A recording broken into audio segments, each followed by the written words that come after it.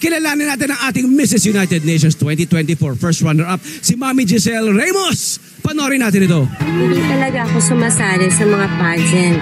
Pero biglang dumating ang opportunity dito sa Lingunan bilang ginang ng Lingunan. Sumali ako dito para sa alaala ng aking anak na si Mukenya.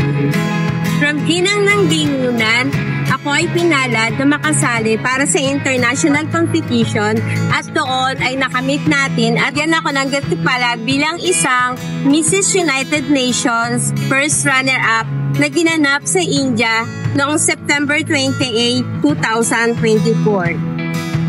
Ang aking tagumpay ay aking ikikwento dito sa Kwentong Kabarangay.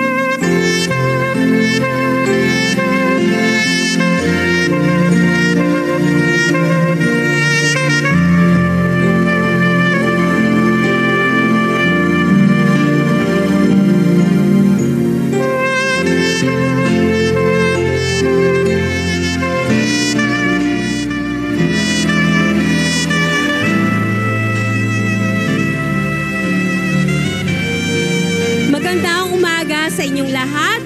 Ako po si Giselle Mikay Ramos, ang inyo po namang Mrs. United Nations 2024.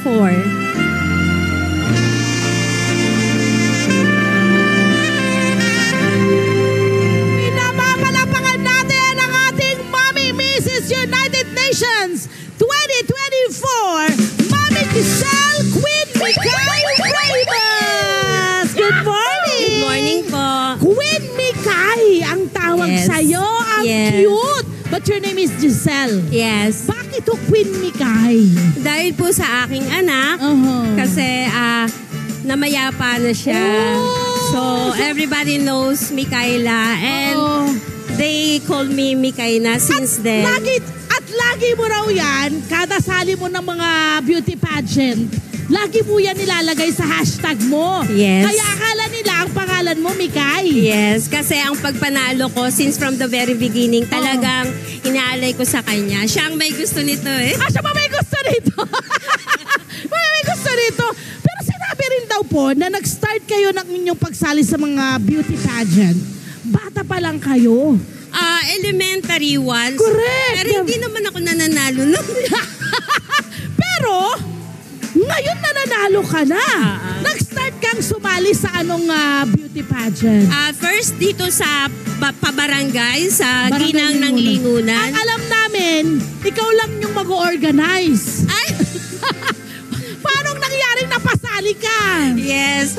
Kasi walang sumali doon sa village namin. Kaya ako na lang yung tinulak dito. Ikaw na ang pinush. Ikaw na lang ang sumali. Paano po yung preparasyon mo nung una kang sumali? At ilang taon ka nun? 53. I was 53 that time. Okay. Wala namang mahabang preparasyon kasi saglit lang naman yun. I think that was for 1 month preparation. And hindi naman kailangan ng kung ano-ano. So, confidence lang at ganda. And magandang personality. Ayan. Okay. At pagkatapos Pagkatapos po nung barangay, ano po yung sumunod?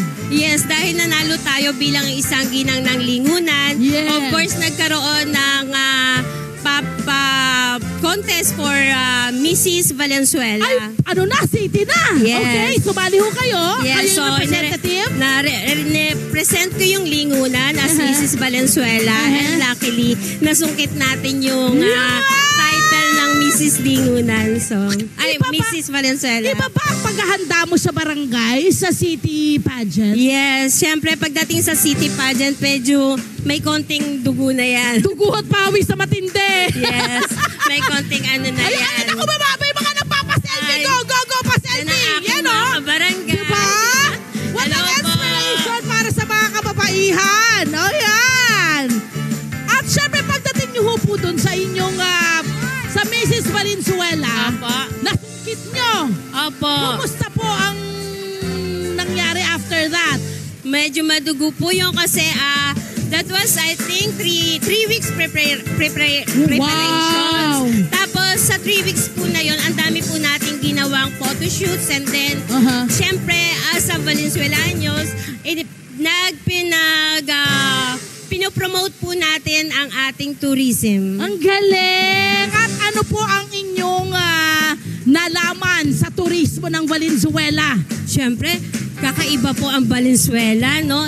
Napakalaki niya and napaka-organized ng mga tao. Yes, mayaman din kayo sa maraming bagay. Yes, Food lalo nyo, na sa pagkain. Yes! Yun na nga, food nyo napakasarap. Yes. Okay, after ng city, sumabak na kayo sa ano? Yes, National! dahil title po tayo, kailangan po natin sumabak for national. Bakit kayo natatawa? Kasi po sunod-sunod po yun, wala po pahinga. Parang hindi ka pinagpahinga. Wala pong pahinga talaga. Ilang months sa preparation yung national pageant? One month lang. Ito ay Mrs. Universe. Yes, Mrs. Universe na. Siya competing for Mrs. Universe. Oh, okay. At syempre, meron ho tayong mga mami. Wait muna. Meron ho tayong mga mami na gustong magtanong sa inyo. May gustong malaman pa mula po sa inyo. Go my friend. Okay, ito ang unang katanungan. Marami kang nakaka-relate kasi nga mga mami ito, di ba? Ito ba, ma'am, ano po pangalan po nila? Grace Santiago, Ano po katanungan? ano pong mga natutunan ninyo mula sa pagsali sa pageants na nagagamit mo sa pagiging ina at asawa? Wow, ang gandang tanong. Napakaganda. Ano pong mga natutuhan nyo raw po mula sa Ayun! paggamit? Ano raw ang natutunan Pagsali mo sa sa pageant? pagsali mo sa mga pageant? Na nagagamit? Unang-una, Yes. disiplina po. Kasi po, bibihira po yung magkaroon ng Mrs. Universe. Di ba Yes. po ang alam natin is Miss Universe Oh, lang. tsaka ang dami mong role. Nanay ka pa, asawa ka pa. Yes, Paano opo. pinaghahati-hati yun? Ang gulo po.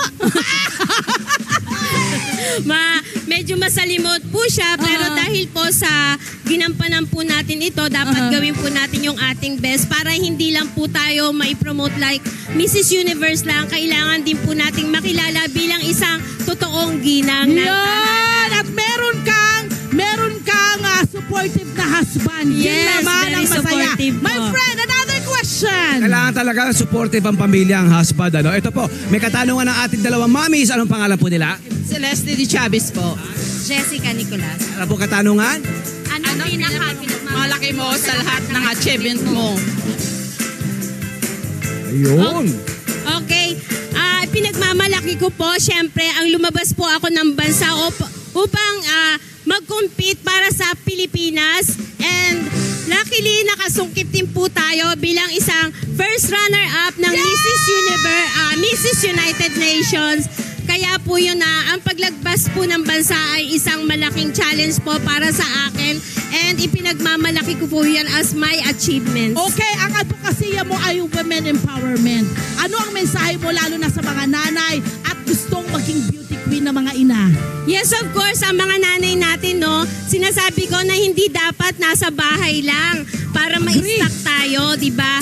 Pwede din natin gawin yung ating mga roles as a mother and at the same time, pwede po nating ipakita kung ano po ang kakayanan natin bilang isang nanay. Pwede po nating bilang isang babae, pwede po nating explore ang ating sarili, di ba po? Yes. Para po naman malaman nila na hindi lang po tayo pang tahanan. Yes. Gusto ko yung nagkamali siya para ma-explode natin. Sumabog, no? Which is true. Kasi maraming talento ang babae na pwedeng ibigay sa lipunan. Maraming salamat, Thank you so much. Mami Thank you. Giselle, Mami Migay. Love Tony